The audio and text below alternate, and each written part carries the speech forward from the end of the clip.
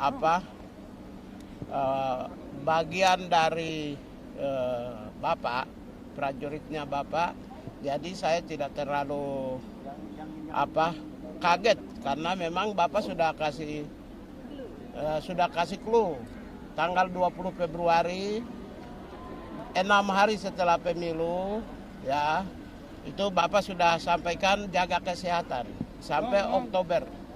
Karena itu saya tidak terlalu saya sudah mungkin tidak pernah saya khawatir kan. Karena Bapak kan voice of accountabilities. Setiap kata itu bisa dipertanggungjawabkan dan semua orang bisa percaya.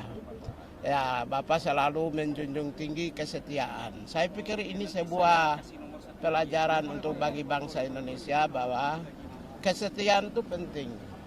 Saya tidak punya orang kuat di belakang saya. Saya orang desa, orang kampung. Tidak ada pemimpin, tidak ada orang-orang aristokrat yang melindungi saya di belakang saya. Tidak ada orang elit yang melindungi saya. Bapak memberikan ini langsung dari dirinya sendiri, sebuah jabatan, karena beliau selalu menghormati orang yang setia dalam suka dan duka. Ketika menang, ya, juga kami berkali-kali kalah selalu saya ada di sampingnya. Oleh karena itulah orang yang mungkin tidak pernah khawatir, tidak pernah bikin kurikulum vitae. Ya, ingat ya. Saya punya kurikulum vitae itu 2013 saya bikin.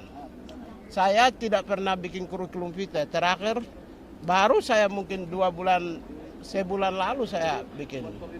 Karena saya tahu Bapak akan kasih dan Bapak sudah mengenal saya. Bapak Presiden. Saya kira itu, bagi saya itu ini sebuah pelajaran bangsa Indonesia tidak boleh loncat kiri, loncat kanan. Ya, hari ini jadi teman, besok jadi lawan, tidak usah. Belajarlah kesetiaan dari orang-orang yang setia kepada pemimpinnya. Ya Pak, dengan membentuk Kementerian Hak Asasi Manusia ini, itu sudah artinya Bapak Presiden telah mewujudkan apa yang tertulis di dalam Astacita nomor 1, yaitu menjunjung tinggi hak asasi manusia, demokrasi, keadilan, dan perdamaian. Dengan demikian, based on human right, jadi seluruh kebijakan dalam sektor apapun itu pembangunan berbasis pada hak asasi manusia. Itulah yang sebenarnya.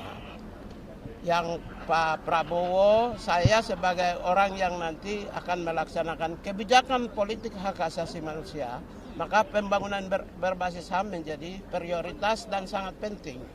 Mau ingin melakukan kebijakan bidang A, B, C, D, E, F, tentu harus berbasis dan berpijak kepada nilai-nilai hak asasi manusia, nilai demokrasi, nilai keadilan, dan nilai perdamaian.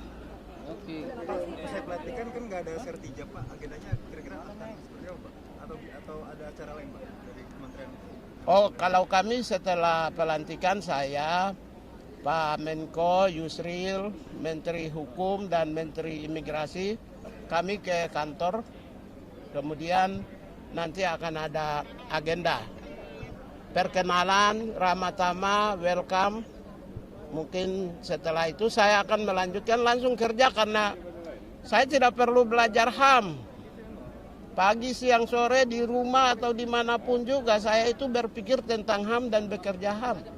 Dan saya sendiri pegawai negeri mungkin 18 tahun saya ya, di kementerian lagi. Jadi sistem kerja birokrasi juga saya tahu, hak asasi manusia ya kalian tahu semua. Jadi saya mungkin saya termasuk tidak perlu belajar.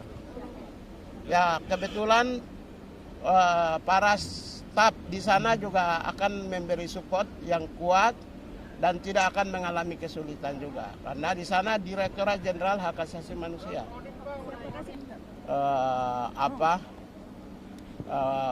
Bagian dari Bapak, prajuritnya Bapak. Jadi saya tidak terlalu kaget karena memang Bapak sudah kasih sudah kasih clue tanggal 20 Februari 6 hari setelah pemilu, ya itu Bapak sudah sampaikan jaga kesehatan sampai Oktober.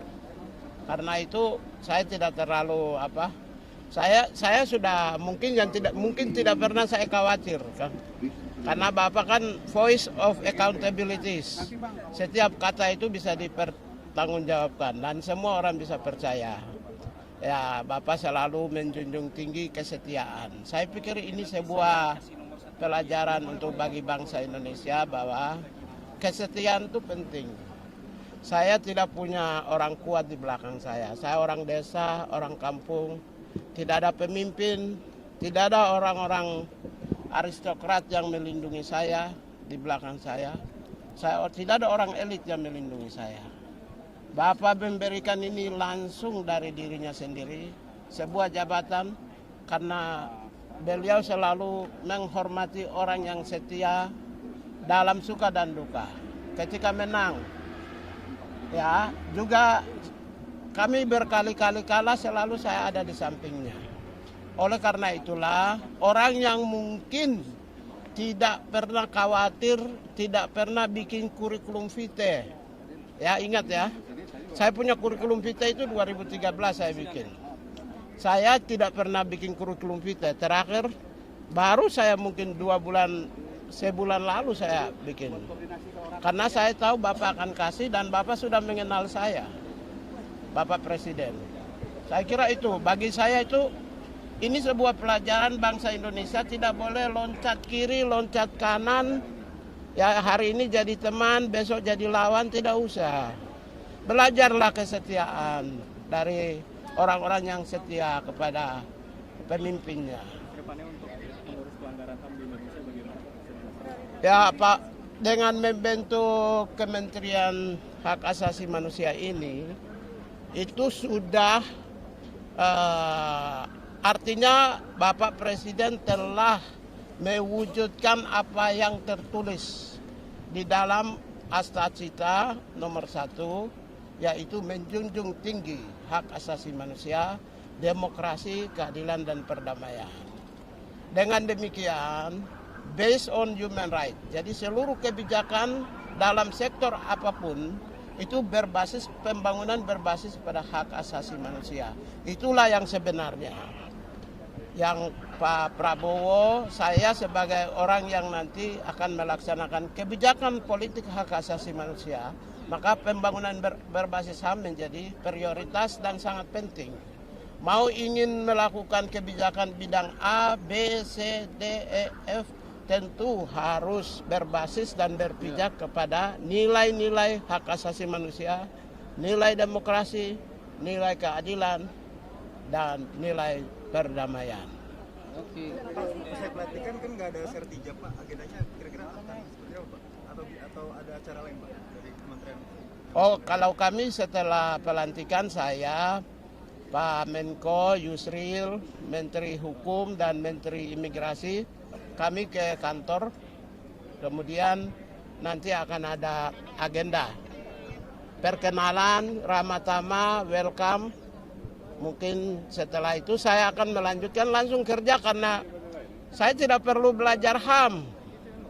Pagi, siang, sore di rumah atau dimanapun juga saya itu berpikir tentang HAM dan bekerja HAM.